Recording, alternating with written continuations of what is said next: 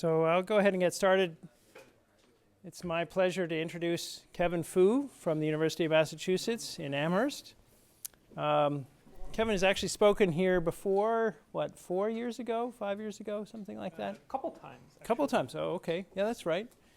So he's no stranger to Dartmouth, and we're very pleased, those of us in computer science and ISTS, to have him back. I wanted to introduce him as he's an Alfred Sloan Research Fellow and an MIT Technology Review TR35 Innovator of the Year. He is an NSF Career Award. He got his PhD from MIT, and he is currently the director of the Security and Privacy Research Lab, the RFID Consortium on Security and Privacy, and co-director of the Medical Device Security Research Center. And perhaps of interest, he likes to come up this way because of the King Arthur Flour Baking Center across the river. He has a Certificate of Achievement in Artisanal Bread Making from the French Culinary Institute, and maintains an active participation in the study of Latin and the classics. And so if he slips into Latin or some other classical language, just kind of raise your hand and remind him this is a computer science audience. Welcome, Kevin. All right. Thank you. Thank you. Great to be back. Yeah, and I'll just do one Latin joke, and that is, if anyone goes, I don't advertise it externally so much, but the name of my primary research lab is SPQR. It's the Security and Privacy Research Lab. But go look up your Roman history if you want to know why we call it SPQR. Anyhow, so today I'm going to give a talk about implantable medical devices. They're not new, they've been around us, but they're changing. And the changes are going to have some implications for security and privacy for not only today's healthcare, but tomorrow's healthcare. And I want to preface this talk with, I hope this will motivate you to think about the area of healthcare security and privacy. It's going to be less technical than most of the talks that I give, but I hope it'll inspire some technical ideas nonetheless. First of all, I need to acknowledge many of the collaborators. This work is a huge amount of work by a number of people at a number of institutions, including Dr. William Maisel at the Harvard Medical School, a cardiologist, Yoshi Kono at the University of Washington, and a large number of students, both at the University of Massachusetts and the University of Washington. They've put a number of years into this work, and it would be hard to thank each and every one of them, but they've done a tremendous amount. So let me begin with just a little bit about a thought experiment of what could go wrong. So what are the risks of implantable medical devices when you say add security and privacy, when you add internet connectivity and wireless capabilities to these kinds of devices? So today we think of these risks as what happens if you could control a medical device of the human body wirelessly, but hang on a second. I hate these things. Let's see, there we go. So many of these systems automatically update doctors on the patient's status, even when the patient is at home. Sorry about that. I can't quite see. I got a smaller screen over here. I think I'll just click right there. Yep. Hang on a second. Well, let's see. Is this working? Let's see, a little help over there. Oh, there we go. Okay. So fortunately, most medical devices don't use Windows, and neither do I. But nonetheless, security and privacy is hard. And I like to introduce this talk with this little jab at secure software updates, because that's kind of what brought me into this whole mess of keeping medical devices secure and private, and that is it's really hard to keep things secure when they're very pervasive. It's just very difficult. I don't know a lot of people who know how to do this, and it's really tough to do. So today I'm going to give you a bit of a background on where the classic research in preventing unintentional medical malfunctions started in, where it was as of a couple decades ago, move into where I do most of my work, and that is in intentional medical malfunctions. And that's more in the lines of security and privacy. And I'll talk about a little bit about how pacemakers and defibrillators, in particular the implantable kind, how they work as far as a security and privacy person really needs to know. We'll get into a security analysis of a pacemaker defibrillator, where we were able to demonstrate that patient privacy could be violated and cause the electrical conditions that would induce a fatal heart rhythm. If there's enough time, I'll talk about some defensive methods, or at least cover the high bits of that, and then I'll try to think about what might happen in the future, at least my opinion of what could happen in the future. So, to begin with, unintentional malfunctions in medical care. Has anyone read this paper on the Therac 25? Oh gosh. Who teaches your... You should all go out and read... who's from computer science? Oh no. Okay, you should all go out and read the Therac 25 paper. It's a paper that, well, it's self-explanatory, investigated the accidents behind a radiation treatment device. It was a case where there were a number of things that went wrong, both software engineering and project management, that caused a number of injuries and deaths due to the introduction of computer technology into the medical world. And if you read the New York Times, there was a whole series of articles on radiation treatments just a few weeks ago, I believe. And it was pretty much the Therac 25 all over again. This was in 1993. Here we are in 2010, and still people are being maimed and killed because of software issues and related issues like project management in medical devices. That was a case of unintentional accidents. There was no evidence of any kind of maliciousness going on in the maiming or the killing of these patients.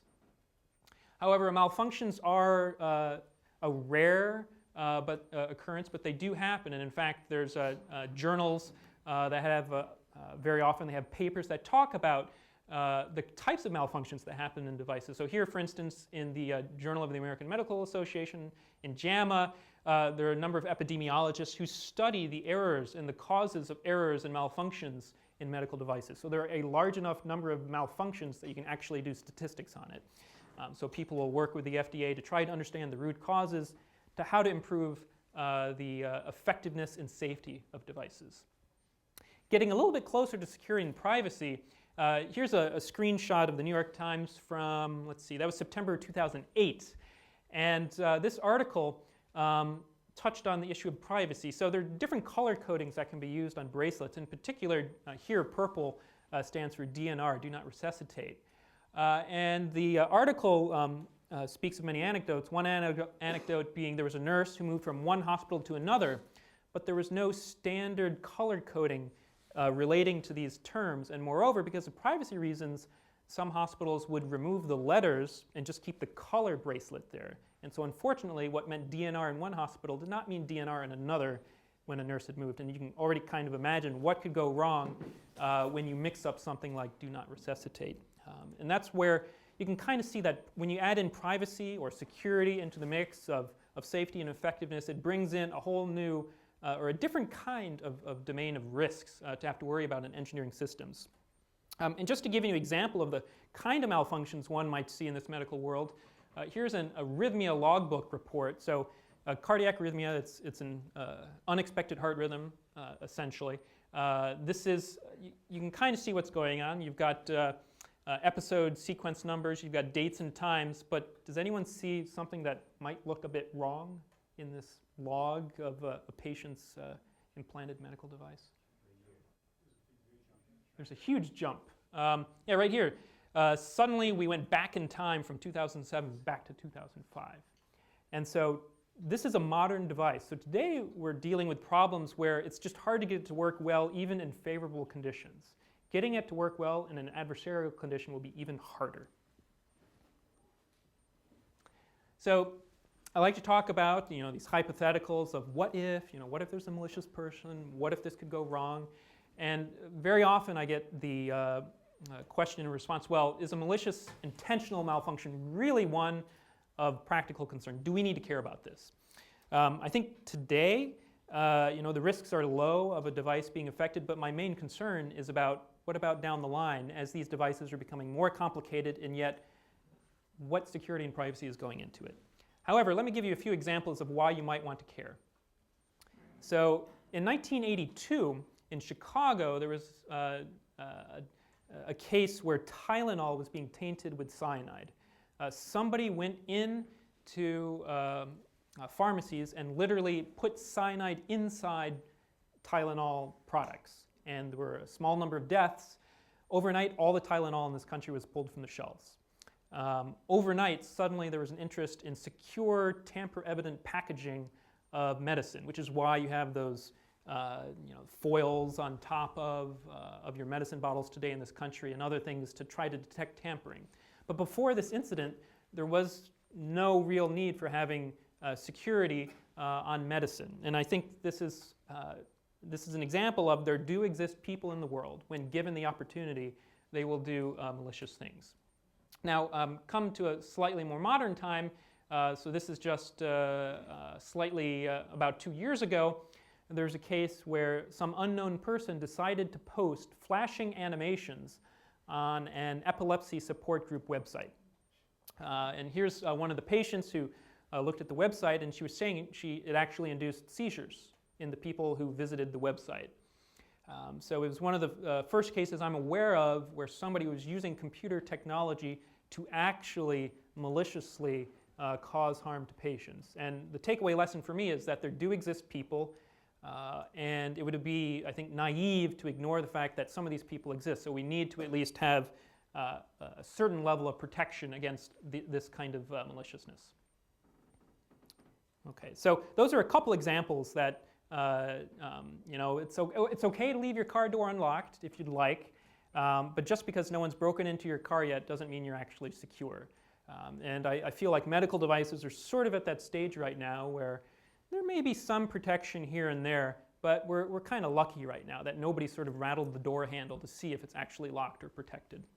And to give you a better idea about how pacemakers and defibrillators work, I'll give a sort of quick 101 that I think you don't need any background to understand what's going on here. By the way, feel free to interrupt with questions. We can tailor the talk, but pacemakers and defibrillators have been around for quite a while. In fact, the 50th anniversary just happened a short while ago up in Minnesota. But at first, they weren't quite implantable, so you had to have this sort of burly nurse help cart around the external device. You know, you had the batteries too and all that, and it would connect externally to the patient. But in more modern times, in the last couple decades, they've become small enough to be implanted in the body. So here's a case where it's implanted in the person, and it can be wirelessly, for some definition of wireless, reprogrammed. So here you can see you have a little wireless wand, heart rate on the device. But what I thought was interesting was in around 2003, 2004, a number of devices were being marketed that now had the ability to relay their telemetry, the medical vital signs being collected from the human body, but to relay that over the internet, and moreover doing that using wireless technology. And I wanted to know, well, what protections were put in place to consider this different model of risk and vulnerability from previous cases where it was not truly wireless and not truly networked. So that's sort of when I started becoming a bit of a dumpster diver for medical waste, so to speak. So here's an example of a pacemaker. It's a rather old pacemaker. You can see it's small. It's actually quite thin.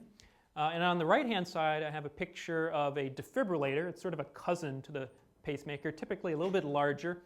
And I'll explain what the two devices do in just a moment. But what they both have in common is they have leads. They have electrodes that go from the generator, this metallic can itself, to the heart tissue to do things like pacing or defibrillation and also sensing. Now, if you're really daring, what you'll do is you'll open up one of these. Fortunately, I had a colleague, Mark Corner, who felt like he was able to do this better than I could, so I said, sure, go at it. He took a file to this pacemaker and opened it up. And what you can see is you've got a number of parts. You've got the casing over there, but the interesting part is, well, you've got a battery that takes up about half of the volume. In the middle here, you have a microprocessor, typically a custom microprocessor. On the top, you have this coiled copper wire. And up on the very top, you have ports that can connect to the electrodes for both the sensing and for sending signals to the cardiac tissue. So if anyone was in the classroom this morning where I was talking about some of my other research, can anyone imagine what this copper coil does or what it's related to? Yeah? Yeah? No, not shielding. Antenna. Yeah, antenna. And it's actually very RFID-like. In fact, we use some of the same tools to communicate with RFID tags to communicate with this pacemaker initially until we improved our technique. For the folks who deal with energy, though, if you worry about power consumption, what we learned from reading books on the design of medical devices is that the vast majority of the battery is spent on overhead. Things like computing, things like radio, and only a small sliver of the battery is actually used on the energy for pacing the heart. So that told us, okay, if we want to add security, what is that actually going to do? How is that going to affect energy for the actual safety and effectiveness of the device? Okay, so continuing on the little 101. Implantable defibrillators, their job is essentially to, as one doctor put it to me, reboot the heart.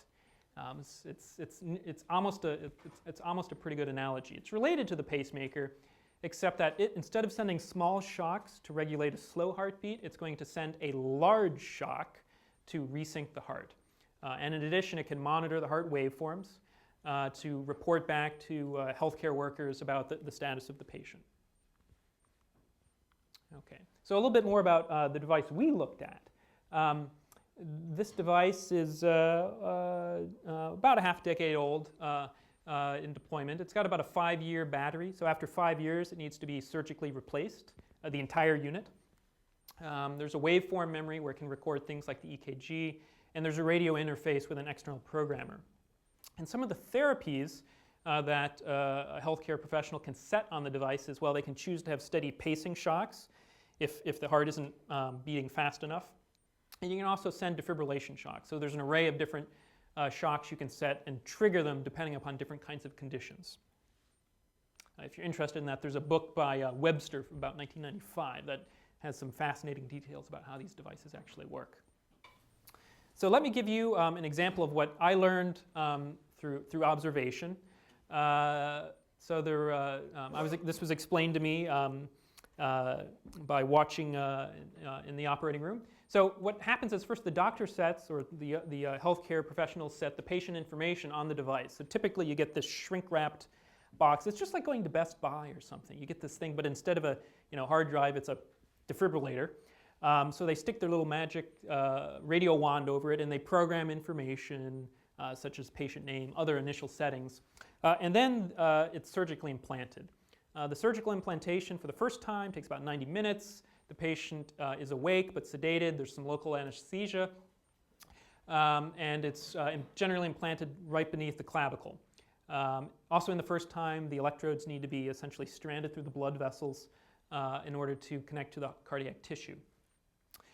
After the actual surgical procedure is done, there's a testing procedure, and this is where I thought it was strange. It was the first time I heard anyone discuss Ohm's law outside of an electrical engineering course, but I heard all these doctors and nurses saying Ohm's law, and what's the resistance of this? But they're actually testing the resistance of their setup and how well they have placed the leads into the cardiac tissue. So in the case of a defibrillator, they test to see if the defibrillator works, and if the defibrillator works, the patient is sent home, typically with an at-home monitor. Here's one example of an at-home monitor. This allows the healthcare professionals to monitor the patient even when they're at home, even when they're walking around. And for instance, they could call the patient in a little bit earlier if there was some kind of anomaly detected. Okay, there's a bigger picture of the at-home monitor. Okay, so that was the 101 on how pacemakers and defibrillators work. So there's really nothing special about them. They're just computers. They just happen to be connected to cardiac tissue. But beyond that, they're pretty much fundamentally the same, with just different consequences and different risks. So the folks who saw me this morning will have to keep silent, but I often like to ask about what's special about security when you're trying to move from a world of software engineering or just correctness and having to worry about this additional parameter of security. And so I would always claim that correctness is easy. So here I have a picture of a keypad, and it's a keypad to a door. And my definition of correctness is if I type in the correct number, the door should open. And so that seems fairly easy to check, because how do you check it? Well, type the number in. If the door opens, done deal, sell your product. But security is a bit harder because it's a negative goal. And so in the case of this particular hotel where I was staying, I think they may have designed it by committee, because what they actually did was they installed this plastic placard that had beveled into it the actual PIN code, 8321 pound. And if you couldn't read English, they also had the numbers in Spanish, so you could type it in.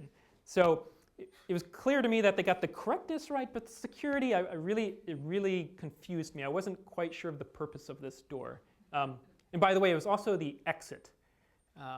So that's also, I'm not quite sure what they were trying to do. But the point is, security is hard. Security is hard because it's a negative goal. It's very hard for people to wrap their heads around how to test security. And it takes a different kind of mindset. It takes a mindset of who's the bad guy? Is that a question? Doesn't correctness also mean that if you type the wrong code, it will not open? Well, I would lump that in with security. But that's part of correct behavior, right? So a device which is stuck open is, by your definition, working correctly. So anything you type opens the door. Well, so I guess what I'm following is sort of in, typically when doing a proof, you need to prove that not only do you get the right answer, but that the wrong answer can't pop up. And usually those two cases are handled separately. So what I'm saying is the correct operation and the insecure operation are typically handled differently. But we can talk about philosophy later if you'd like. But I think we agree that security is hard. Or harder than, a negative goal is much harder than a positive goal, especially for testing, because if you want to test security, you've got technically an exponential number of inputs to test. All right, so I've borrowed a definition from my good friend Yoshi Kono, and so I want to give you a little definition. Computer security, the informal definition, is that it's the study of how to design systems that behave as intended in the presence of determined malicious third party. And this is different from how you might define reliability, because in reliability you might say, oh, there's a 1% chance of something going wrong, and that's an acceptable risk. You can't use that kind of reasoning in the security context because the malicious third party controls the probability distribution of the malfunction. So even if you have a 1% chance of failure, well, what the adversary is going to do is going to say, oh, okay, I'll just make that 1% all the time. So there's a different way to reason about security than you would reason about reliability, especially when it comes to looking at probabilities of failures. Okay. So what I'd like to move into now is one case study. So this is a case study that we conducted with my colleagues at Beth Israel Deaconess Medical Center and UW, and that is of a combination pacemaker defibrillator, and I'll tell you about some of the risks that we found. So start from sort of the most simple cases, maybe the more obvious ones, and work our way up to the slightly more sophisticated ones. So the first thing you might think about if you put on your adversary hat and you try to think like a malicious person is, well, what could go wrong? Well, what if a device programmer, like one of these shown up here, goes missing or is stolen? In other words, an insider attack. All it takes is one insider and you have a programmer on the loose. So, a thief could engineer this, reverse engineer it or modify it. But what we found is that actually if you have access to a programmer, you're essentially root on many implants. There's no password protection. There's no kind of access control. So the problem is that these defibrillators and many of these medical devices have a huge trusted computing base. And the trusted computing base is basically everything. And so actually I was down at the FDA talking with them, and I said, well, how many of these programmers are out there? And they kind of scratched their head and they said, well, we don't have any registries. We don't actually know how many exist. So they don't even know how many, they have no way to even measure if there's one missing.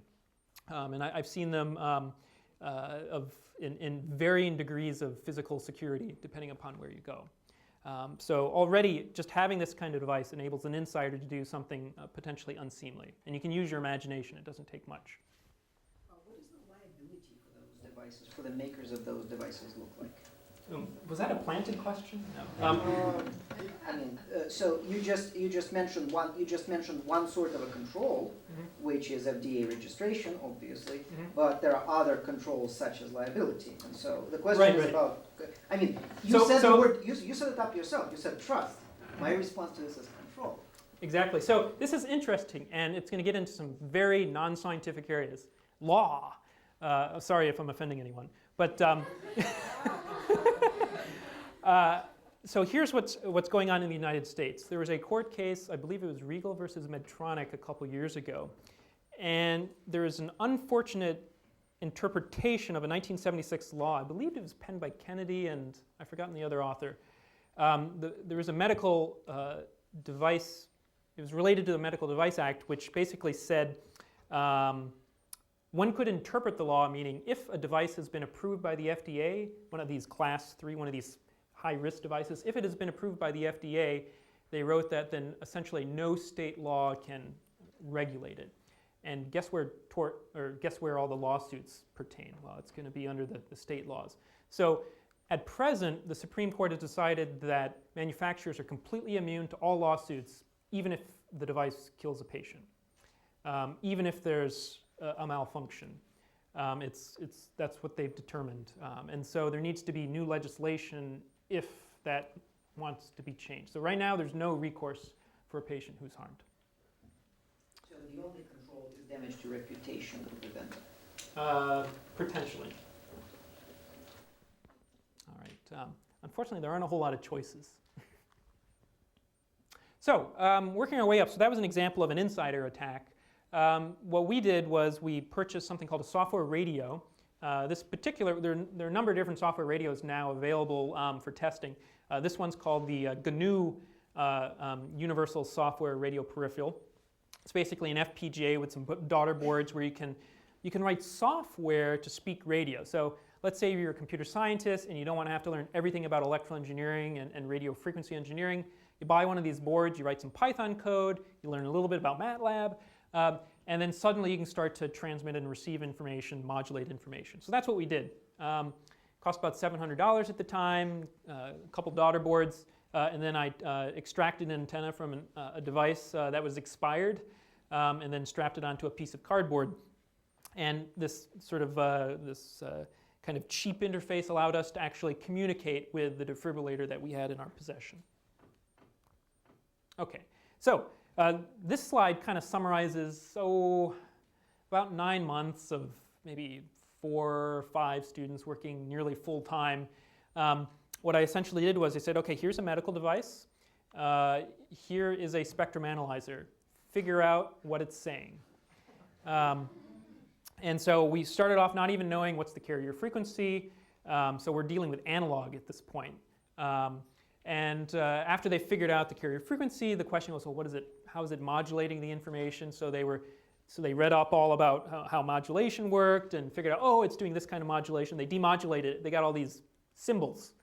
And now they had to figure out what the symbols meant. And eventually, through a little bit of sort of differential analysis by setting certain information on a device and then watching how it changed the radio communication, they were able to decode all of this binary information and, for instance, figure out that up there was the diagnosis, down here was the hospital where the device was implanted, there's the name of the implanting physician that happens to be one of my graduate students, so I say he doctored this.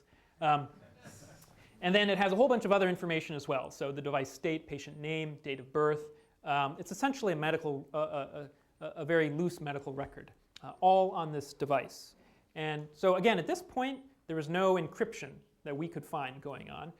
We had just built a software radio that could listen to the transmissions and then present it to us in a human-readable way. Oh, another question. Are these devices registered with the FCC, and could you obtain the data sheets for those? What device? The radios, so radio transmitters are typically registered with the FCC, and if you can see the code on the device, you can pull up the public record, which has the information about modulation, which I assume you did. So you can, these particular devices use a number of different frequencies. We can talk later about some of the radio. There's some complex things that go on with medical devices. They actually have their own spectrum shared with only weather balloons.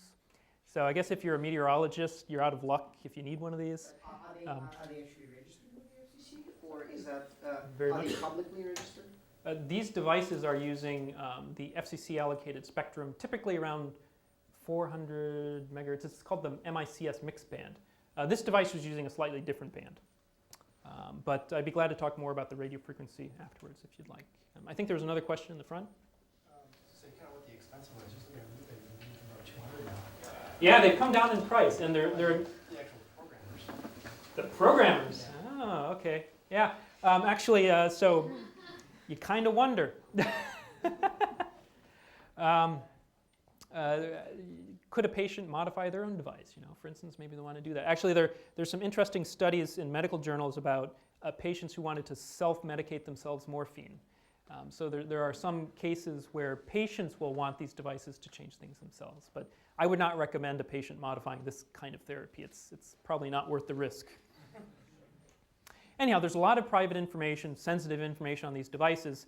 And here we were just listening and were able to figure out what was going on. So we wanted to go a little bit further. At this point in time, we said, well, why the heck didn't they just add encryption? Seems pretty easy. And we'll get into that a little bit later. I think there's a red herring about why they didn't add encryption. We first thought, oh, it'll consume a lot of energy. It'll take a lot of power. But in fact, I no longer believe that to be the sort of root problem. The root problem, I think, is more in complexity. If you add features to a device, there's more ways for it to mess up. And if you screw up the encryption, let's say you forget the password, what are you going to do? You know, call tech support. You know, my pacemaker is not working correctly. Could you reset my password? Oh, you're going to mail me a PIN? Okay, I'll look for it in the mail, you know, in 2 weeks. So there's some logistical issues to adding security. So forgetting security and privacy a moment, or getting back to privacy, we're also able to obtain things like reconstructible vital signs. So we put in some simulated inputs, trace-driven inputs into the sensing ports on our defibrillator, and we're able to pull up things like EKGs here on this unit list graph. But it's not too difficult to record the vital signs. It's all in the clear on this particular device. Okay, so a lot of this was sort of, you know, that's privacy. It'd be nice, but not everybody is concerned about their privacy. But I think most people would be concerned about the security of these devices. So the next thing we did was we tried to go into transmit mode. We wanted to be able to take a recording of an actual reprogramming command and then replay it to actually see what the device would do. So I'll just give you a couple caveats, and that is we did this at very close range. It was sort of conceptual. Nobody had done this before. And we wanted to know, is it even possible for someone to build their own homebrew programming reader and get a device to do something as a result? So first thing you can think about is I have a child who's under 1 year old, so you can see where my stories are coming from. But these implants are designed for infrequent use. They're usually in sort of a sleeping mode, a very low power mode, and they wake up to a higher power mode when some anomalous event happens. You know, so you know, the heart is not beating fast enough, or the heart is beating too fast. And why? That's because the higher frequencies drain the battery, radio communication drains the battery. So imagine if there's an adversary who just sort of says, ping, ping, are you awake? Are you awake? Are you awake? And the device might say, well, now I am. And if you can get this device to stay in a high power mode, you can drain that battery much more quickly. So these batteries are typically designed for 5 years of use. Now, theoretically, if you're able to keep the device in constant use, you might be able to actually drain these batteries possibly in as little as 11 days if you do the back of the envelope calculations for amp hours. It's probably going to be a little bit longer than that because of the chemistry of the batteries, but the point is you can drain the battery a lot faster if you're able to keep it in a higher power mode. So the other thing you can do is you can take a trace of, say, a legitimate programmer telling the device to turn off all of its therapies. So here's a screenshot, actually, I think it's actually a photograph, of our commercial programmer. And we have 6 different therapy settings. And for each therapy, we get to choose whether it's on or off, the number of joules we're going to deliver to your heart tissue, and the AXB thing is the direction that the electricity flows across the heart. And so we happily turned these all off, and we said, okay, reprogram. And we heard this beep, and the programmer told us, you really don't want to do this, are you sure? And at that point we said yes, because we wanted to record it, but I presume that normally a healthcare professional would not intentionally disable all therapies. So, putting this all together, you can start to think about what you can do if you're now able to turn off therapies using a recorded command. So, step 1, record the command that I glossed over a bit. Remember when I said you have to test if the device is working properly after it's implanted? How do you think one would actually test if a defibrillator is working properly? I'm sorry? So the answer is start an arrhythmia. That is correct. So what the healthcare team does is they induce a fatal heart arrhythmia. Depends which one, but the one I've seen is ventricular fibrillation. That's where they send a large pulse in something called the T wave. It's sort of the tail end of the heart cycle. And it causes the heart to go into this chaotic pumping, essentially, where it's just not effectively pumping blood. My physician collaborators tell me that if a person who has this kind of fatal arrhythmia does not seek medical attention immediately, it is most likely going to be fatal. So imagine you've recorded the radio signal, which, by the way, is essentially a debugging command left on. It's not disabled when the patient leaves the clinic. So you have this induced fibrillation command, but before you induce fibrillation, you've turned off all therapies. So you issue the command to disable all therapies, and then you issue the command to cause the fibrillation. And at this point, the device says, I'm done, I did my job. And meanwhile, the patient is most likely going to be having a fatal arrhythmia at that point. So again, this work was at close range, so I think the risk today is well, it could be worse. But this is not the only kind of thing one could imagine. The defibrillator is just one kind of implant. A more popular partially implanted device is the insulin pump. I'm amazed by how many people I run into who love to talk to me about how their insulin pump malfunctions all the time.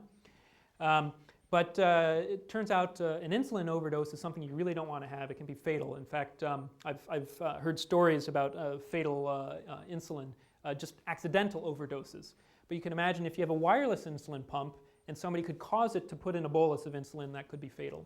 Or if you have something like a deep brain stimulator or neurostimulator, you can imagine overstimulating the nerves.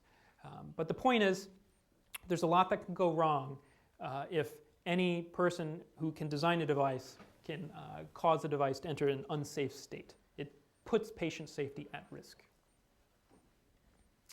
Okay, so I think we have about 24 minutes remaining. Okay, good. I'll have some time to talk about some of the defensive directions, I believe. So we're going to change gears a bit. I've given you this one case study. Again, we tested on just one model of the device. It was very difficult to do. There's very little open literature, and all we have are these sort of negative results at this point. So we began to think about how might we protect these devices. So we wanted to explore different abstractions, different ways to the extreme that might be able to be used to protect medical devices. So I like to call this zero power, in that the main principle is if you have a security module, if you have some kind of security service added to a medical device, I think a good principle is that it should not cause the device to devote any energy from its primary battery. That is, preserve that battery for its primary therapeutic use. So that's the kind of condition we're putting on ourselves. So I'll talk about 3 different ways we're going to look into using this sort of zero power technology in order to add security to systems. To prototype this, and this is not how I think it would be done in practice, but to prototype the principles, we use something called the Intel WISP. It's essentially an RFID tag front end with a computer on the back end. So think of it as a computer that has no battery, and it gets all of its energy from these little whiskers up top. And the main idea here is we're going to be using this to prototype a module to enable security on a medical device, but without drawing any energy or making that battery potentially open to an adversary. So again, principle, bring your own power. And what we've got here is it's this particular prototype happens to work on the UHF RFID technology. It's around the 913 megahertz spectrum. But that's not too important except for understanding how we actually implemented the prototype. So the first idea was one that we think would take not much effort and could have potential benefit, and that is patient notification. If used appropriately, may be helpful. So imagine if a device programmer is about to talk to a device to say, turn off all therapies. You might think about, first of all, doing some kind of authentication with the zero-power device, and inside this dotted box, what we imagine is that future medical devices could have a physical secondary module inside the device, physically attached to the device, but it would be isolated from the main battery. So you can imagine the device first having to talk to this wireless WISP device. Once it authenticates using proper cryptography and standard things we know about in computer security, a signal can be sent directly over to the medical device saying, hey, you know what? This guy's authenticated. He seems good. I think it's okay to let him have access to the battery for some other use. But at the same time, you could have a little buzzer go off just to sort of say, hey, something's going on. And hopefully this buzzer will never buzz. But this is one way to get a patient notification for something security sensitive. If somebody was disabling all my therapies, I would like my device to beep. Okay? So if somebody out there is designing a device, please make it beep if all my therapies are being turned off. That did not happen on the device we saw.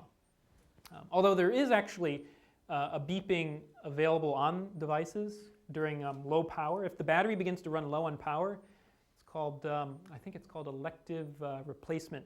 It begins to make this beep. And I've always imagined that there'd be some woman's voice on there that says, please replace me.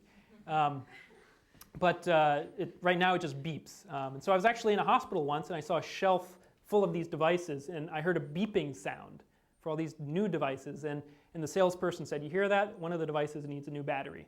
But they'd have to sort of shift through all the shelves to figure out which one was low on battery. So don't put that one in a patient. Okay, so I think that's an idea that most people should see as, well, yeah, that makes sense. It'd be nice to notify a patient if something sensitive is going on. And moreover, protect that battery so that there wouldn't be these spurious wake-ups, that an adversary couldn't cause the device to enter in a high power mode. So essentially what we want to do is make this WISPer device, again it's that RFID-like device with a computer in it, as a gatekeeper. So the external party would have to pay to play, authenticate against the WISPer. Second step is the WISPer tells the implant, physically connected now to the implant, tells the implant, okay, it's okay to use that radio. There's some acoustic patient notification, and then think about other ways to deter potential adversaries. So the second approach we looked at is something we called sensible key exchange. It's a bit of a play on words. But the idea is that, well, we always talk about these trade-offs of usability and security, and here's kind of a case where we think there's a decent sweet spot, and that is, let's say you need emergency access to a device. The patient's unconscious. Let's say you are actually cryptographically protecting access to the device on the radio communication. Well, there's key material. Well, what if you lose the key? Again, you're not going to call up IT, you're not going to call up tech support and ask for the key. You're going to need some sort of what they're calling these days break glass method, break in case of emergency.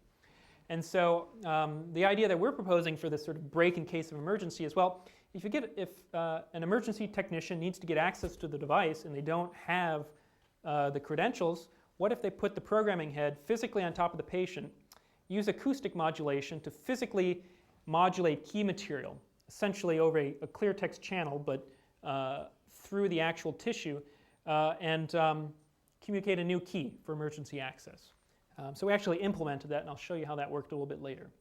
But we happen to do it at about 4 kilohertz. You don't need a really fast signal to send over 128 bits. And so the way we tested that was I went out to Whole Foods to test this, as most of my research involves either bread or meat. So we embedded our WISPer in about 6 centimeters of chuck beef and some bacon, about 1 centimeter of bacon on the outside. We put it in a plastic bag, and then we tested to see if the beeping would work properly using our external energy harvesting device. So I think I have a video of this. If you're vegetarian, I'm sorry.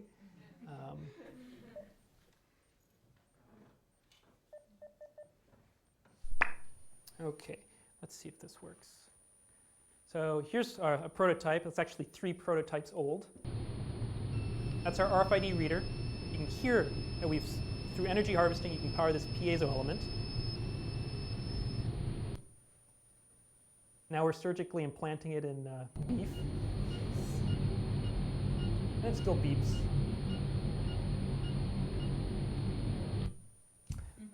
So it's we were told it was impossible to actually talk to these kinds of RFID tags if they're in anything that involves water. But the real story is it's just difficult. You're going to get a reduced read range. It's going to be harder. You're not going to get quite as far as you would if it were in free space, but it's still possible. Okay. I think I had another story there. Oh yeah, so actually with the meat, I was trying to get my hands on a saline synthetic torso, but they're kind of hard to come by. I couldn't find it in Home Depot. So when I was going out, I was at Whole Foods. I just thought, well, maybe I'll buy some meat. And I remember I was checking out at the cashier, and I had called up my cardiologist friend. And as I was checking out, I said, well, do you think beef approximates human flesh? And the cashier kind of gave me this funny look. But he said it's fine. So I think it's representing at least a decent proof of concept. Although it'd be nice to see something a little more reproducible. I don't remember if it was 93% or 95%, for instance. But question? Did you put I'm curious what effect the inductive field to power the RFID device would have on the pacemaker leads, if any? That's a good question. So actually, in this case, we weren't using inductive coupling. We were using capacitive coupling. So the question was, what's the effect of inductive coupling on the sensing and things like that? There actually have been recent studies on what are the effect of RFID readers on just medical devices in general. And the results are mixed. And to me, they're a little bit obvious. Yes, if you blast a signal on a device that's not resistant to that kind of signal, malfunctions can happen. And there are RFID readers in hospitals. For instance, in maternity wards, there's typically an RFID reader at the gate, and there's a little RFID-like transponder put on the ankle of the baby, such that if the parent doesn't have the matching tag, and if somebody else takes the baby out, there should be some kind of alarm that goes off. So there are RFID readers and things of that nature in the hospital. It's a good question. There's definitely a lot of work to be done, and the FDA spends a whole lot of time thinking about interference. It's a tough problem, but in many cases solvable. Like microwaves are no longer really a concern for pacemaker defibrillator patients. The engineers have figured out how to deal with that. Okay. All right, so again, how this could work, you potentially have this module. Our prototype WISPer module could be some kind of auxiliary device, or maybe physically integrated with a medical device. It could provide audible or tactile feedback to the patient for sensitive alerts, although you want to be careful about that because we've gone overboard in our desktop computing. Right now we get so many alerts of, are you sure you want to go to this web page, that we always click OK. So you need to be careful in moderation of how you use that technique. Or you might be able to use location as a hint. Like if you're not in a clinic, maybe you shouldn't be inducing ventricular fibrillation. Maybe it just makes sense. But it can be very difficult to ascertain where is your actual location. But the big problem and the big difference between most security systems and medical devices is that these devices really ought to be fail open, which is totally counter to security. So if you were logging into your webmail account and you type your password 3 times wrong, you might get something that says, sorry, timeout, contact your administrator, you're not allowed to come in. Your account has been locked. But on a medical device, it's not clear if that kind of thing makes sense. If there were a security system, do you really want to lock out the ability to modify the device? So it's the exact opposite, which is totally counter to to the whole purpose of security. So you need to find sweet spots where there's some way to get emergency access.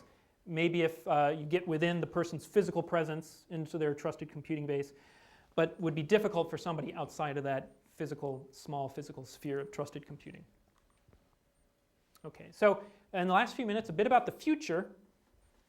So there are actually some more recent articles on this, but here's an older one. Right now, the way these devices work, if you want to get a change of your therapy setting, which is not uncommon, you need to go into the clinic and work with a healthcare professional where they essentially fine-tune it. It typically involves a little bit of observation as well. But some physicians are believing that over time they could make programming changes on, he writes, the telephone. So realize the telephone is a modern technology for this kind of medicine. But what is really being implied here is they think that in the future there could be remote programming. And you can just already start to think about, well, what does that really mean, remote? So what if I'm using VoIP? Does that mean that if somebody breaks in and is able to muck around with the VoIP system, can they control my device? So there are going to be a lot of hard questions once these public infrastructures or more open infrastructures are being used. Not only today. Today is where they listen and they collect information, but tomorrow they might be actually using it to change the device. In one way that in my lab we were imagining how things might play out is you can imagine sort of multiple tiers of healthcare infrastructure. So this particular work was thanks to the I3P. But here you can imagine a pacemaker with a wireless monitor sending its telemetry to a network cloud. Or maybe you have a patient with a heart rate monitor or an ID bracelet all being funneled up to some magic cloud. And let's say maybe you have a government database literally keeping their finger on the pulse of the nation. It's not too far-fetched. Actually, in Japan, they've implemented a mandatory system for all persons working in certain corporations. You must submit certain physical information about yourself. And if a company is determined to be essentially too far in the pre-diabetic range, they're taxed. Is there anyone from Japan here? No? Okay. There's someone from the Soviet Union. Refusal of medical treatment has been a tactic of the KGB promoted by Andropov, who later became the ruler of the country, and it was quite effective. Okay, well we got two things to talk about afterwards then. But in Japan, they call this metabo syndrome, metabolic syndrome, and the government was concerned about the onset of diabetes, and they cost too much, and so they're taxing corporations if too many employees are pre-diabetic.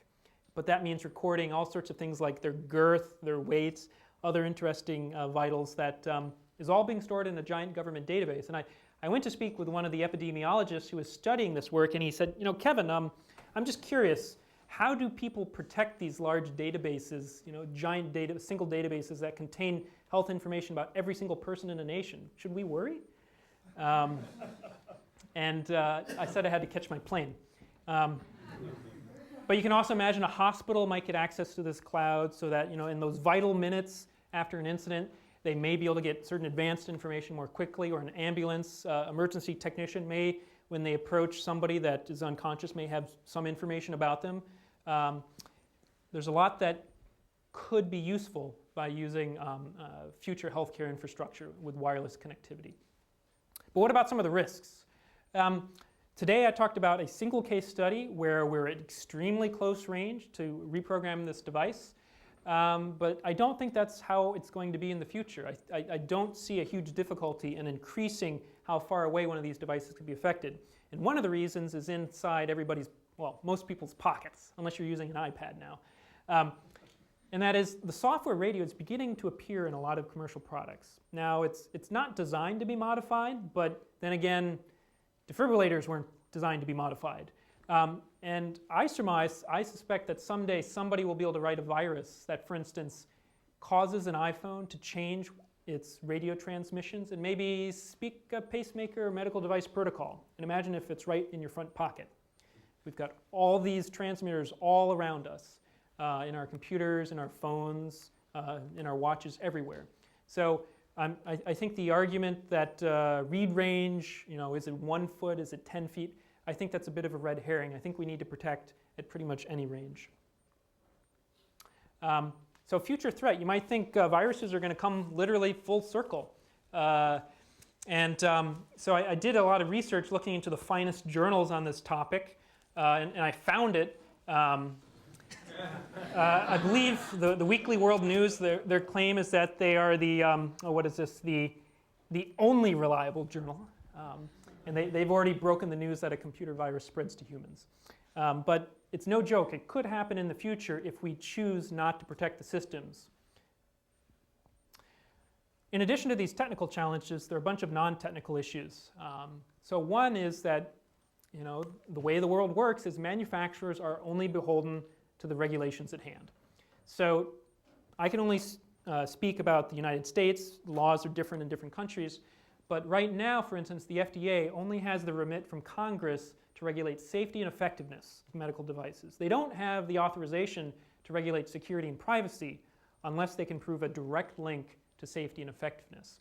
And in fact, if you've heard about HIPAA, FDA has nothing to do with HIPAA. Actually, HIPAA is managed by an entirely different group.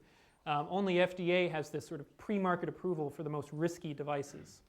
There's not this pre-market approval process for privacy. Okay, you get one more question. The operational difference between safety and security in their minds is? Well, it's all about convincing the people who define what safety means. And all I can tell you is that the device we analyzed was deemed to be safe and effective enough to be marketed in the United States. And yet we found it not to be. But they do not consider threat models or anything like that. I think the medical community needs a lot of help in developing threat models, but I think there's also not yet consensus. Not everybody believes that malicious threats are a problem to worry about. There are some people who say, you know what, there's so many problems with safety, we shouldn't spend any of our mental energy thinking about security. But I don't really agree with that attitude. I think it's like saying, our accelerator, we've got so many problems with accelerators now in our cars. I think we should only focus on accelerators on cars and don't bother locking your cars because we shouldn't spend our time on that. But somebody still might break into my car at some point because I've left it unlocked. I think we need to think in moderation. We can't just be only about safety.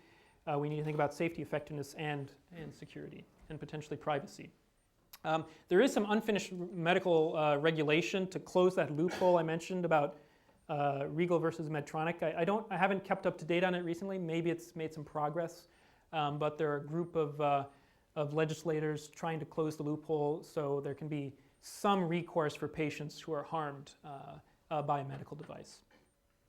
Also, there's this problem of there's no database of programmers, these external devices, right now, and there are thousands of them out there, and there's no way to check if an adversary has one.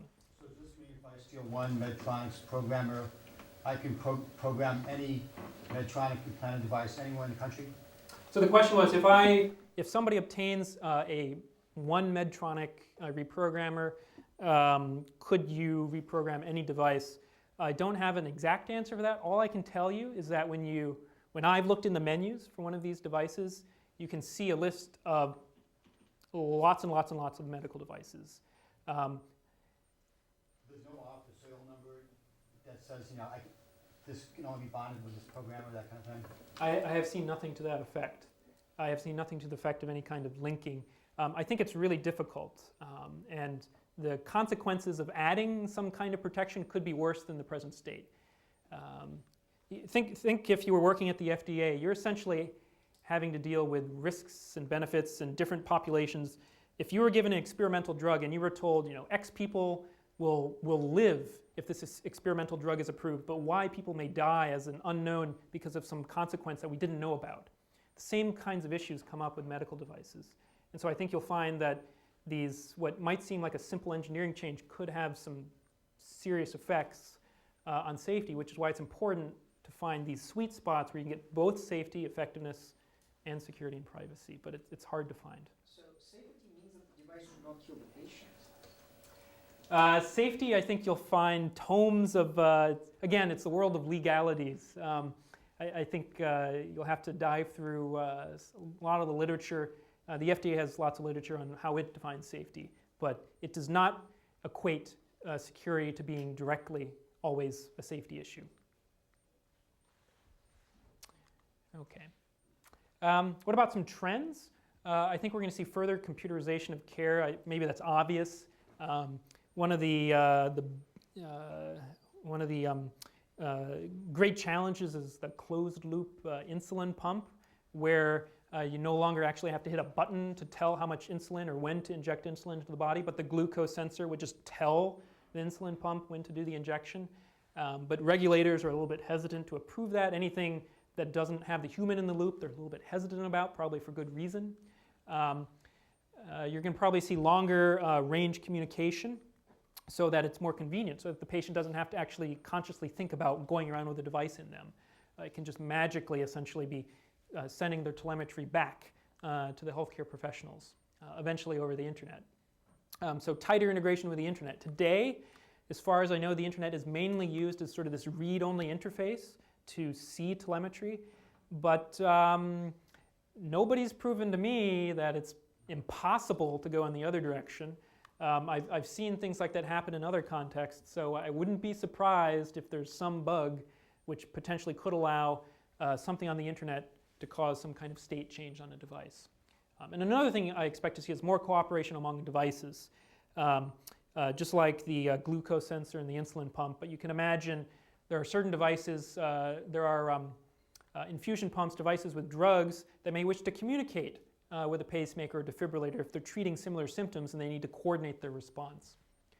So all of these kinds of trends are going to increase and breed risks for security and privacy that I think will need to be kept in check. So to summarize the risks today, unintentional interference. The threats are accidental, misidentification, and the criteria is mostly safety and effectiveness. And the name of the game is reduce complexity and you'll have fewer problems to worry about. But the coming risks, I think over the next decade with computerization, will be intentional interference, because there are people who, if given the chance, will cause harm. And we shouldn't just leave our doors unlocked. So you're going to see threats from wireless and internet connectivity. And the metric of evaluation there would be safety and, security and privacy. However, the risks will increase with communication complexity, and you can imagine things like malware, human-computer immunodeficiency viruses. It could happen, and they're tough problems. I talked about a few of them. Software updates. How do you update a medical device? It's really tough.